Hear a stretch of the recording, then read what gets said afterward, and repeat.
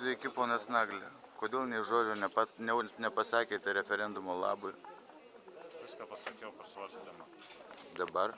Per svarstymą pasakiau, užgesindamas Tėvynės sąjungos kaltinimus referendumo organizatoriam, kad jie yra Rusijos ranka. Kaip tik situacija, šiandienė situacija, kada iki gegužės 1 dienos liko keletas savaičių ir jeigu atsitiktų kas nors panašaus į Krymo įvykius, pavyzdžiui, Seimui būtų sutrukdytas darbas, Lietuva taptų vienintelė ES šalis, kurioje nebūtų absoliučiai jokių kliučių, bet kokiam ES piliečiui nusipirkti ariamą žemę. O tai reiškia, kad, pavyzdžiui, Rusijos prezidentas Putinas, kuris vieną kartą prašė oligarchų supirkti Rusijos brangenybės, Fabergė kiaušinius ir atvežti jas į Rusiją ir padovanoti valstybę, ir tą Rusijos oligarchai yra padarę, tai visiškai neužkerta galimybės, netgi gundo Putiną, pavyzdžiui, paprašyti jo oligarchus nusipirkti Maltoje parduodamą ES pilietybę ir tada supirkti iš Lietuvos žemvaldžių, kurie kontroliuoja 2 procentai, kontroliuoja 40% Lietuvos ariamo žemės, supirkti naudojant tokią schemą iki 40% Lietuvos ariamo žemės. Aš šitą per svarstymą pasakiau ir nuo to momento ir pasakiau, kad jūs konservatoriai, jūs sakot, kad sąžiningai dori Lietuvos piliečiai patriotai, kurie rinko parašus dėl referendumų, jūs kaltinat prorusiškumu, jūs patys sukūrėt situaciją, kuria gundot Putiną nusipirkti Lietuvos žemę. O matant įvykius Ukrainoje ir Kryme, Putinas yra tokio masto žaidėjas, kad jis gali atlikti tokias operacijas. Tai jūs patys sudarėt sąlygas atsirasti tokiai situacijai ir užuot padėkoja tiem sąžiningiem žmonėm, ačiū jums, kad jūs iškėlėt šitą problemą, kad jūs bandot apginti Lietuvos žemę nuo tokių schemų. Jūs patys elgiatės prorusiškai. Tai po šito mano pasakymo per svarstymą Tėvynės sąjungos frakcija ir jos lyderiai ir žiniasklaidoje ir Seimo posėdžių salėje nustoja šitą demagogiją naudoti, nustoja žydinėti parašus rinkusius žmonės. Tai aš laikau, kad aš savo misiją atlikau ir geriau pakalbėti negu kalba Baškienė arba Stancigienė, aš tikrai negaliu. Jos yra žymiai iškalbingesnės ir jeigu aš, pavyzdžiui, užsirašyčiau, tai aš atitinkamai sumažinčiau geriau agituojančių, mano iškalba yra mažesnė, nes gali tik 4 pasisakyti. Supratau. O dabar klausimas toks, o bendrai paėmus, žiūrint iš konstitucijos pozicijų, kaip jūs manot, ar mūsų dabartinis Seimas atstovauja tautai?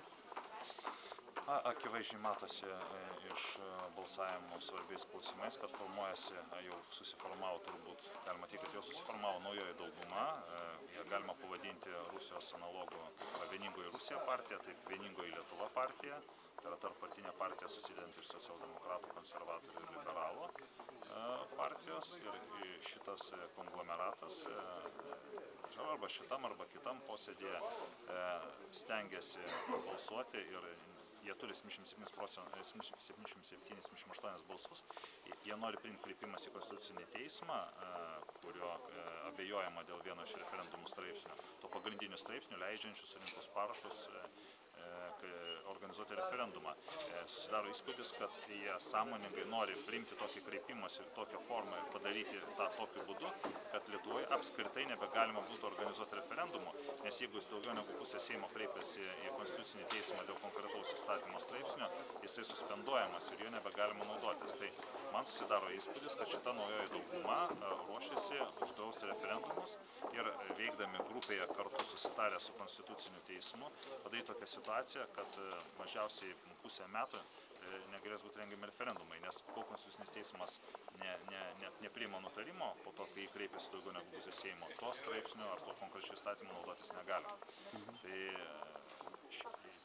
aš tai pavadinčiau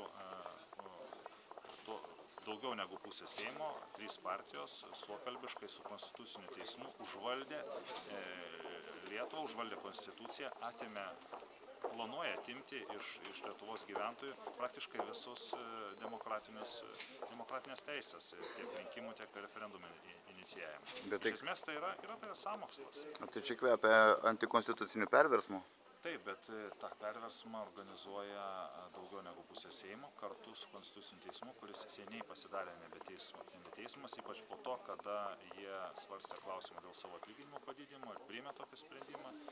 Joks teismas, joks teisėjas negali būti teisėjų ar teismų savo paties byloje, o jie tai atliko ir mano galva jie save visiškai diskreditavo ir toliau diskredituoja į savo išaiškinimais, išplėždami Konstitucijos straipsnius, puslapius ištisus ir klijuodami ten tos savo išaiškinimus. O išaiškinimais jie priminė išaiškinimus, kuriame Konstitucijos straipsnį, kuriame penktokas suvokia, kad parašyta, kad balta yra balta, juoda yra juoda, jie viską perščia aukštyn kojom. Tai yra valdžios uzurpacija ir tai yra neįsivaizduojama Europos vidury tokie įvykiai 21 amžiaus pradžioje. Gerbiamas Nagli, jeigu jūs būsite išrinktas prezidentu, kaip jūs su visu šita koalicija ir su šito visų blogiu kovosit? Tai iš esmės tuo ginklu, kurį jie dabar čia aštrina ir bando ištobulinti. Prezidentas turi teisę pagal Konstituciją teikti įstatymų projektus. Jeigu Seimas juos atmeta, prezidentas gali, kaip ir kiekvienas Lietuvos pilietis, inicijuoti referendumą. Jis gali kreiptis į tautą ir pasakyti, kad štai šitas svarbus įstatymų paketas nebuvo priimtas, jį Seimas atmetė, todėl prašome gyventojus padėti iniciatyviniai grupė ir aš pats noriu įsirašyti iniciatyvinę grupę ir organizuoti referendumą. Ir pavyzdžiui, šitą Seimo ir Konstitucinio teismo savivalę galima sutramdyti įvairiais būdais. Pavyzdžiui, inicijuoti referendumą dėl Seimo narių skaičiaus sumažinimo ir palikti vien tik tai vienmandatininkus, pavyzdžiui, 71 vienmandatininką. Tai suduotų mirtiną smūgį šitai partiniai diktatūrai. Kitas straipsnis galėtų būti panaikinti Konstitucinį teismą ir perduoti jo funkcijas aukščiausiam teismui, kaip yra kai kurios Europos valstybėse. Tai būtų antras smūgis, nes Konstitucinis teismas tapo pagrindiniu šitos partinės nomenklatūros piliečių teisų užvaldymo įrankiu. Dabar dar klausimas, jeigu dabartiniams valdžia turintiems pavyks per Konstitucinį teismą užblokuoti ir neleisti referendumų skelbti iš tų klausimų, o jūs būsite išrinktas į prezidentus, ar jūs inicijuosite šitų klausimų iškėlimą referendumų iš naujo? Taip, būtinai.